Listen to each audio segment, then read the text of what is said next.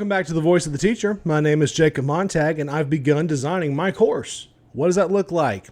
Let me give you a little bit of context. I recently took an opportunity to transition from the brick and mortar setting to a fully online virtual setting and taking my world history skills with me. And so what does that look like exactly? I teach 100% online, and most of the time it's asynchronous. So I'm a content provider, and kids have to do a lot of work themselves. It's not lecture and take notes. It's a lot of research, right? So that provides an interesting dynamic, as I have to not just be the presenter anymore. I'm a guide on the side instead of a stage on the stage. Excuse me. That's what my old education professor, Dr. Dennis Rodazely, used to say. And so what do? I provide enough information to whet the appetite. I make them interested in it, and then I give them an opportunity to research it. And by giving them that opportunity to research, I give them a valuable life skill that they would not otherwise have gotten, because to them, it's all boring. To them, it's all very boring. It's just a bunch of old facts if I just sit there and tell them about it. However, if I let them see a side of it that they would not have otherwise seen, I've done my job. And so that's what this is. This course uses constructivist principles. It's student-centered learning. And like as previously mentioned, we're doing world history.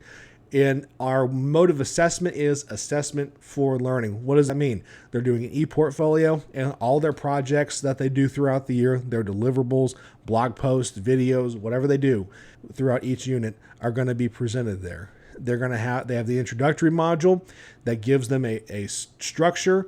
It gives them a contract that they have to work through. It gives them guidance. And then they work their way through each module, make the deliverables, and present them to the class. And it has enough structure to help them get to where they need to go, but not so much structure that they don't know how to get it done. And so I think it's pretty great. Let's dive in. All right. Now that we've gotten a brief introduction out of the way, let's look at the course itself. So whenever you log into Google Classroom, you should know that this is a facsimile of what we are actually doing. I don't have access to the actual district LMS that I'm currently using. However, they did allow me to recreate a facsimile on Google Classroom. When you really look at it, you go to the classwork tab, you see we have an introductory module set up. What do we have here? We have an entry event where they watch a video, and it creates a scenario where they are in charge of redocumenting the history of all mankind. Pretty daunting task, I'd say. They have a syllabus here. I call it the structural guide. And when they click on that, they have a series of slides where I take the traditional 30 and 45,000 page document that students are given at the beginning of the year. Then I break it up into things that they're going to be using all throughout the school year. They have the purpose, they have the themes, they have the course outline. Of course, this is borrowed from AP College Board, as is most world history classes. And then they go through and they look at the project that they're going to be doing, which, like I said, they're going to be creating an e-portfolio. And with each unit, they will be creating different deliverables, different entries with each module. And so the modules themselves are project-based. They have to do a series of assigned readings. And so just as an example, if you were to go down here and you looked at the overview of the first module, well, that's the readings and stuff that they have to work through. We have our learning outcomes and our deliverable. They'll be creating discussion posts. They'll be making an entry that traces the timeline of a chosen civilization in this era. They will advertise this. They will be promoting this in the classroom that they're part of. So they'll start with the Stone Age. They have readings and a video to watch. They have River Valley civilizations. This is the bulk of the units. They have a lot of readings to do. And each one of those readings can serve as a source, right? And so then that's their deliverable. So that's what that's their readings. This is their deliverable. Excuse me.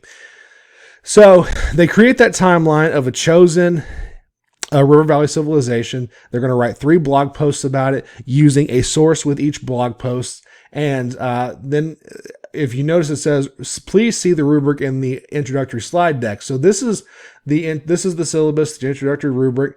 They have this right here on this slide. They have the structural document. So for each unit, they're going to have a team contract that they revisit and update. It has roles, it has expectations, it has procedures for dealing with for unproductive team members, methods of communication.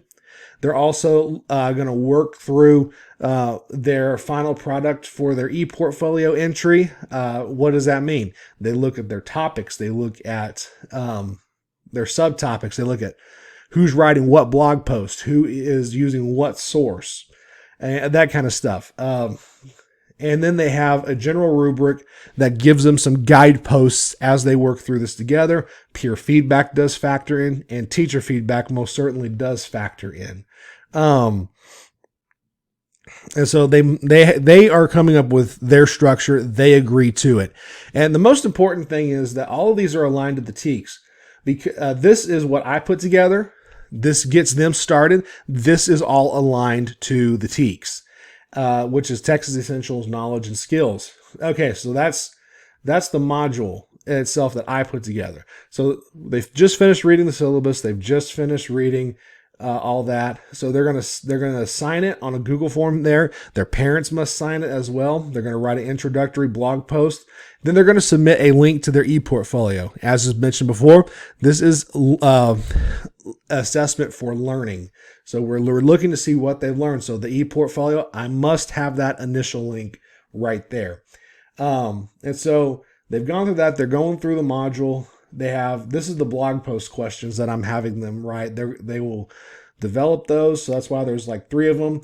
Now you'll notice here that there's a reaction post. And this is how they give peer feedback. This is how they give peer feedback to people outside their group. The way they give feedback to people inside their group is they have to write a reflection assignment they give feedback about themselves. They give feedback to others. What could they have been improved? What could they have improved? It's pretty good. It gives that skill of self reflection. And so, what's the timetable for this? Well, we would be nearing the end of the first unit right now. So the presentations should be taking place within a week's time. So that's why there's only 1 module instead of 2 modules, because module 1's a big module. So now that we've had a chance to walk through this course together, and you've got a brief overview of what it means to be a constructivist teacher, how to teach a world history course from a constructivist viewpoint using project-based learning, let's have a few final thoughts. First thing that most people would be concerned about is, well, 1, you're online. How do you meet the students' needs? Video conferencing, text messaging, remind. There's plenty of safe, legal, and ethical ways for teachers and students to have contact without there being some type of an issue. Parents, of course, are in the loop about it. If kids need something, set up a video conference. Be there on that email. That's what typically is good teaching online. And how do you know if it's the right thing, that the way you're leading the kids? Well, data is usually a pretty good inflection point, a good reflection point. So I have instructional leaders that I stay accountable to. Students are very free with their feedback. I teach them how to do it in a professional manner, but they'll tell you what they need. And I'm grateful for that. It's a unique opportunity. I hope each one of you learned something from it today. I certainly have. And I hope you have a chance to embrace it. This has been the Voice of the Teacher. Have a good day.